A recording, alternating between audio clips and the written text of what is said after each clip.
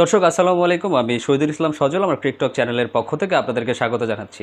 আশা করি সবাই ভালো আছেন। আলহামদুলিল্লাহ আমিও ভালো আছি। যে যেখান থেকে আমার এই ভিডিওটা দেখতেছেন সবাইকে আন্তরিক শুভেচ্ছা এবং অভিনন্দন। তো যেই কথাটা বলার জন্য ভিডিওটা করতেছি সেটা হচ্ছে, দর্শক বাংলাদেশ কিন্তু হাতে কলমে এখনও সেমিফাইনাল খেলার যোগ্য।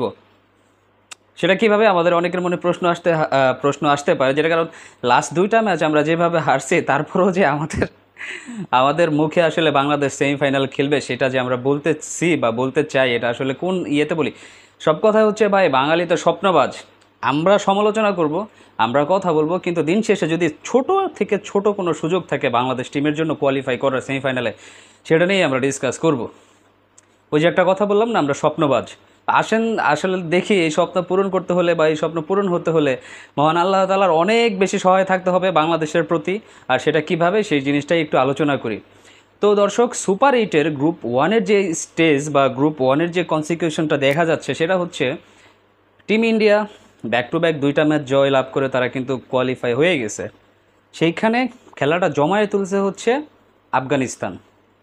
আফগানিস্তান যদি টিম অস্ট্রেলিয়াকে এই ম্যাচটা না হারাইতে পারতো, তাহলে মনে করেন যে আমরা অনায়াসেই বাদ পড়ে যেতাম বা এই হিসাব নিকাশটা তখন আর আসতো না। কিন্তু এখন দেখা গেছে আফগানিস্তান যেখানে অস্ট্রেলিয়ার সাথে জিতে গেছে, সেইখানে যখন ভারত আর অস্ট্রেলিয়ার মধ্যেকার একটা ম্যাচ আছে, সেই ম্যাচটাতে যদি অস্ট্রেলিয়া উইন করে, তাহলে কিন্তু অস্ট্রেলিয়া আপনার কোয়ালিফাই করে যাবে, সেটাও বলা যাবে না। সেই ক্ষেত্রে একটা নেট রান রেটের হিসাব থাকবে।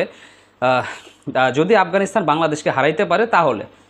আবার এইখানে যে ব্যাপারটা ঘটছে, যেই হিসাবে বাংলাদেশ সেমিফাইনালে যাওয়ার যোগ্যতা রাখে, সেটা হচ্ছে যদি আপনার টিম অস্ট্রেলিয়া আজকে রাতে যে খেলাটা অনুষ্ঠিত হবে ভারতের এগেনস্টে, সেটা যদি টিম অস্ট্রেলিয়া হেরে যায়, তাহলে সেই ক্ষেত্রে বাংলাদেশ যদি আবার আফগানিস্তানের সাথে একটা বড় ব্যবধানে জয়লাভ করতে পারে, সেই ক্ষেত্রে কিন্তু দর্শক বাংলাদেশেরও একটা দ্বিতীয় মানে সেমিফাইনালে যাওয়ার একটা সুযোগ আছে। রানের হিসাব কেমনি কি কত সেটা পরের হিসাব আসা যাবে, কিন্তু প্রথম হচ্ছে আজকের যে ম্যাচটা, সেই ম্যাচটায় ভারতের এগেনস্টে অস্ট্রেলিয়াকে হারতে হবে, তাহলেই দর্শক সব ধরনের হিসাব নিকাশটা সামনে চলে আসবে।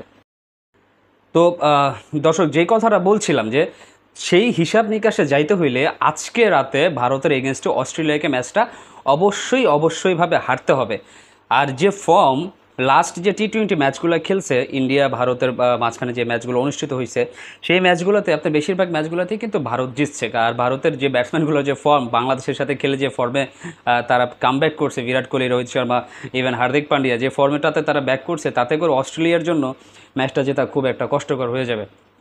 সো ওই যে বললাম না, বাংলাদেশে আমরা আশা করতে ভালোবাসি, যে কোনো একটা সুযোগ, ছোটোখাটো একটা সুযোগ পাইলেই আমরা সেই সুযোগটা লুফে নেওয়ার চেষ্টা করি। তো আজকে আমি চাই যে অস্ট্রেলিয়া ভারতের সাথে হারুক, তাতে করে পরবর্তীতে আগামীকালকে সকালে 6:30টার সময় বাংলাদেশ বনাম আফগানিস্তানের মধ্যে যে ম্যাচটা অনুষ্ঠিত হবে, সেই ম্যাচটা দেখার একটা প্রবল আগ্রহ আমাদের মধ্যে বেড়ে যাবে। আমরা আবার নতুন করে নব উদ্যমে খেলাটা দেখতে পারবো। তো দর্শক, বাংলাদেশ আসলে এই হিসাব নিকাশগুলো কষার পরে, এই হিসাব নিকাশগুলো হওয়ার পরে আসলে সেমিফাইনালে যেতে পারবে কি না, সেটার জন্য আমাদেরকে আজকে রাতের ম্যাচটার দিকে সর্বপ্রথম নজর রাখতে হবে। তারপরেরটা হচ্ছে আবার পরে, মানে ধুকধুকানি একটা যে সিচুয়েশন আমাদের, সেটা কিন্তু কালকে সকাল 6:30 পর্যন্ত বা খেলা শেষ হওয়ার আগ পর্যন্ত আমাদেরকে সেটা মাথায় রাখতে হবে। তবে হ্যাঁ দর্শক, একটা কথা মনে রাখবেন, যেহেতু অঙ্কের খেলা ক্রিকেট, তো অঙ্কের সমীকরণ কিন্তু মিলে যেতেই পারে।